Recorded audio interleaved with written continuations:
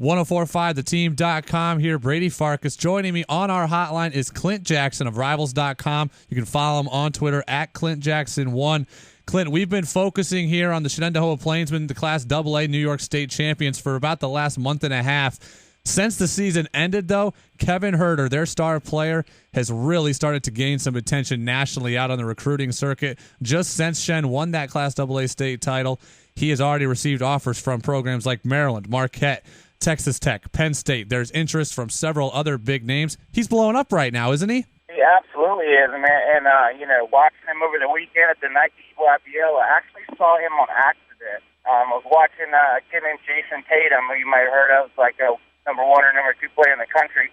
And he got put on the bench because the team had a big lead. So, kind of put down my notebook, and I started watching the court next to me, and I saw the Albany City Rock team. And immediately, Kevin caught my eye. Being a 6'5", maybe even almost 6'6" guy who could play the point guard and the 2-guard position. And I just watched him literally for one play. And I was looking for my roster saying, who is this kid? What about his game did you like specifically, and what's going to translate it to a major program? I think everyone who watches Kevin play locally can see it plain as day. He's a Division I player, but what level, no one's quite sure of. What about his game do you think could translate him to the Big Ten, to the ACC, to these programs that are recruiting him now? Well, that's a great question, Brady. I actually loved his length as a guard. Watching him bring the ball to the floor, I think there's a sort of a stigma with a lot of the white kids these days that, okay, this guy's cerebral and he's savvy and he can shoot. But what I really liked about Kevin was the fact that he could do all those things I just mentioned, but he was also quick. He was also aggressive. He had a little, he rocked the guy to sleep with his dribble, kind of some crossovers, a little bit of shake like Bronson Koenig a little bit from Wisconsin. And he pulled up really high for this really high extension three-pointer. And I just looked at it right there. I said, that translates to the high major level. I didn't need to see a lot of Kevin to realize what he did, the things that he does well, translates to the highest level. I mean, his extension on that three-point shot is a 6'5", combo guard. How do you guard that with a 6'1" guy? Kevin Huerter, Shenandoah point guard, still a junior, so the offers we can imagine will keep coming throughout the summer. You've been affiliated with Rivals for a while now, Clint.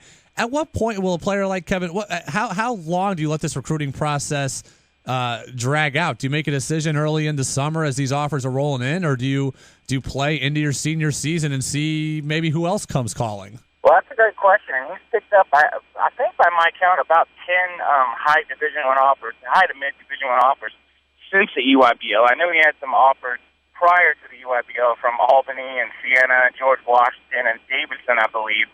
But, afterwards he's picked up another 9 or 10 offers. So this kid he's kind of blowing up. And I think the big thing with him is the coaches know about him now, and he's obviously proven, at least through one session of the EYBL that, hey, this guy's good at the highest level playing against the Nike kids on the circuit. So I think a lot of eyes are going to be on him, from scouts in the second session of the EYBL, which I believe comes up in another week in Lexington, Kentucky. So, but as far as to answer your question, I think a lot of that's up to Kevin.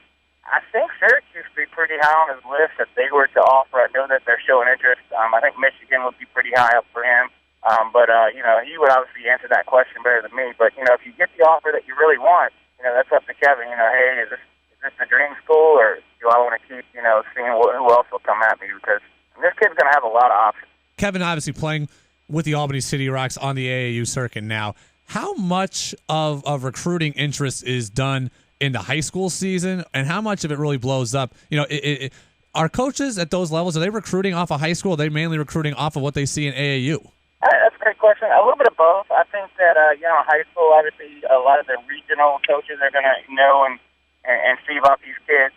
Obviously, coaches that have ties to the area are going to maybe know about some local kids. But against the AAU competition, that's where the coaches really get to sort of cement their opinion. Say, hey, I know this kid's good on a high school level, but look at the competition he's playing. And I don't know what the competition is like up there in the Albany area.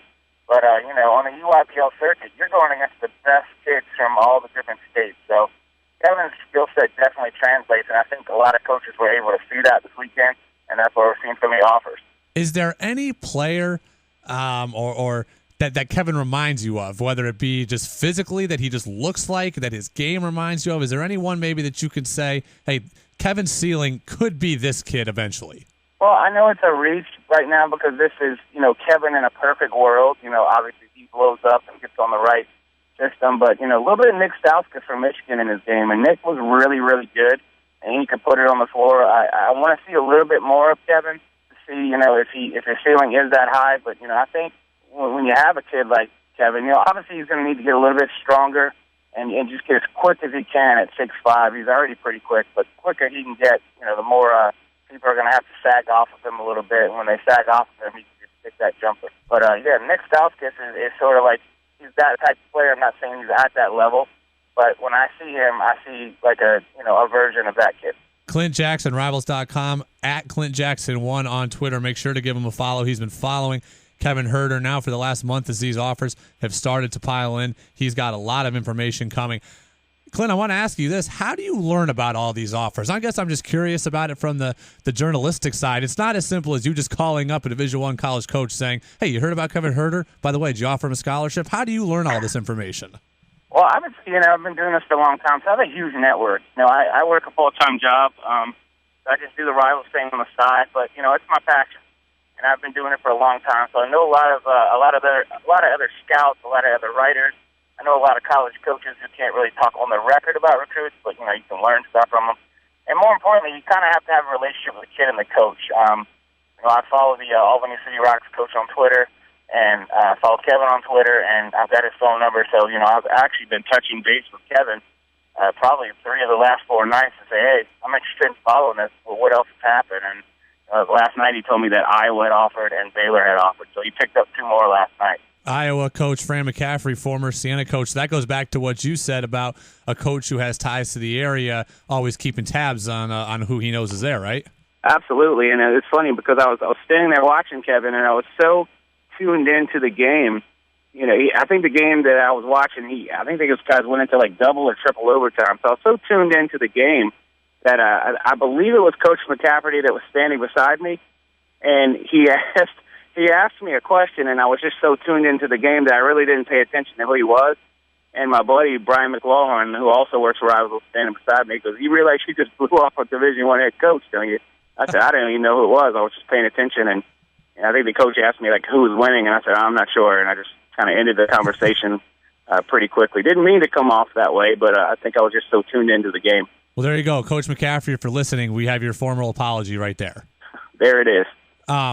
Obviously, in the Albany area, we get a good amount of guys that go off to good schools, but this is really an interest level in a player that we haven't seen here in a long time. We've had, look, Jimmer Fredette graduated from Glens Falls in 2007, and he was huge in this area, but really Syracuse was in it a little bit, Siena was in a little bit, and then BYU, it was kind of a foregone conclusion early he was going there. Taylor Battle from Bishop McGinn High School went to Penn State and was the Big Ten scoring champ one year, put up a really good career for the Nittany Lions. But this kind of recruiting interest in this area, something we really haven't seen before. This is pretty unique. Yeah, I guess, not a lot of scouts, not a lot of publicity up in that part of New York, but, I guess it's an undervalued area now that you're talking about the different kids that came out of the area. I kind of feel the same way about my town of Richmond. There's a lot of good players around here, and I know it's a little bit more of a bigger area than Albany, but a lot of good players coming out here, too, so I could definitely relate to what you're saying. Clint Jackson, Rivals.com, again, giving us the latest on Kevin Huerter, just Baylor and Iowa, again, offer Kevin scholarships yesterday. The Shen point guard really blowing up here in the summer AAU circuit as well. He'll continue to be playing that throughout the summer. We'll see. Clint, we're going to touch base with you again here soon, hopefully, and we'll see which offers have come in because it looks like they're going to keep coming in fast and furious for Kevin. Yeah, I believe they will, and we'll pay close attention how he plays in this next EYBL circuit because I think after he's had a little bit of a social media blow-up, and it's not just me tweeting about him, there's a lot of scouts and writers out there talking about him. I think we're going to see a lot more coaches at his games, and if he continues to play like he has, you could see some elite